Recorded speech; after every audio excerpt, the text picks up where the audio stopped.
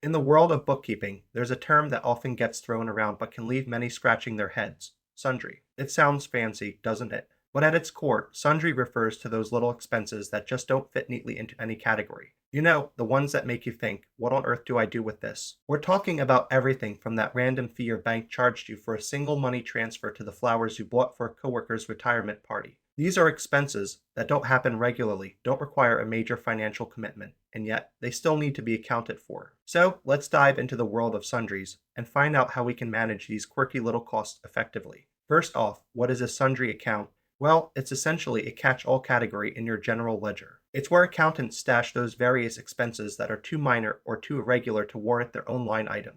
Think of it as the junk drawer of your accounting system. You've got your office supplies, postage, utility bills, and other small costs that, when added together, can actually make a dent in your bottom line if you're not careful. The sundry account helps keep things organized so that your financial statements remain clear and concise. Now, the term sundry itself has an interesting origin. It comes from the Middle English word sundry, which means different. It's a fitting description for a category that encompasses such a wide array of expenses. Businesses use this term to describe a collection of unrelated items in one statement, which is especially handy when you're trying to track spending without getting bogged down in minutiae. But let's get real for a moment. Why should you care about these sundry expenses? Well, it's simple, they can add up. Sure, $1 here and $2 there might not seem like a big deal, but when you multiply that by the number of transactions that occur in a month, suddenly you're looking at a significant amount of money that could have been better allocated elsewhere. By keeping an eye on your sundry expenses, you're not just being diligent, you're protecting your profits. Now, let's break it down a bit further. Sundry expenses are typically small, one-time costs that occur irregularly. They're not your usual suspects, like salaries or marketing expenses, but rather those quirky, unexpected costs that pop up from time to time.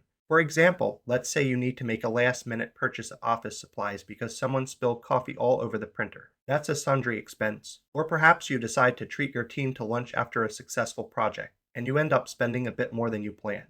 Again, that goes into the sundry account. On the flip side, you've got general expenses, which are much easier to categorize. These are your regular, recurring costs that you can predict with relative certainty. Think rent, utilities, salaries, and raw materials. These expenses are predictable, consistent, and typically involve larger sums of money. When you compare sundry expenses to general expenses, you'll see that sundries are like the little raindrops that can lead to a flood if left unchecked. So, how do you actually go about recording these sundry expenses? It's not as complicated as it sounds. When you're preparing your financial statements, you can list sundry expenses as a single line item under your expenses. If you're using accounting software, you can create a specific section for sundry expenses, making it easier to track them over time. The key is to ensure that these expenses are documented so that they don't slip through the cracks. But here's the catch: you can't just ignore these expenses because they seem trivial. Over time, those small costs can accumulate and lead to significant financial implications. So, it's essential to periodically review your sundry expenses to spot any trends. If you notice that certain expenses are popping up regularly, it might be time to create a new account for them.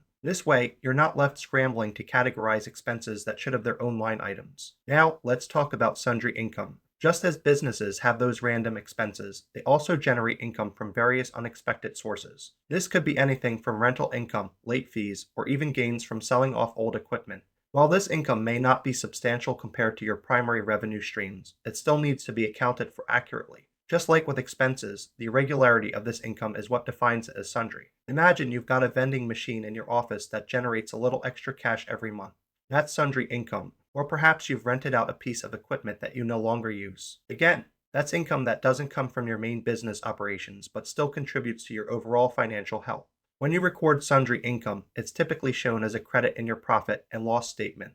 This is important because it reflects an increase in your revenue or income. And remember, in the world of accounting, every credit has to have a corresponding debit. So, if you're reporting that income, you'll also need to make sure it's balanced out in your financial records. Now, you might be wondering, how do I know what qualifies as sundry income? Well, it's all about the irregularity and unpredictability of the income source. If you're earning money from something that isn't a core part of your business, chances are it falls into the sundry category. But don't let the term fool you. Even small amounts of sundry income can add up over time. As we wrap up this little exploration into the world of sundries, remember that the key takeaway here is the importance of organization and attention to detail in your bookkeeping. By keeping track of both your sundry expenses and sundry income, you're not just maintaining a clean ledger, you're also gaining valuable insights into your business's financial health.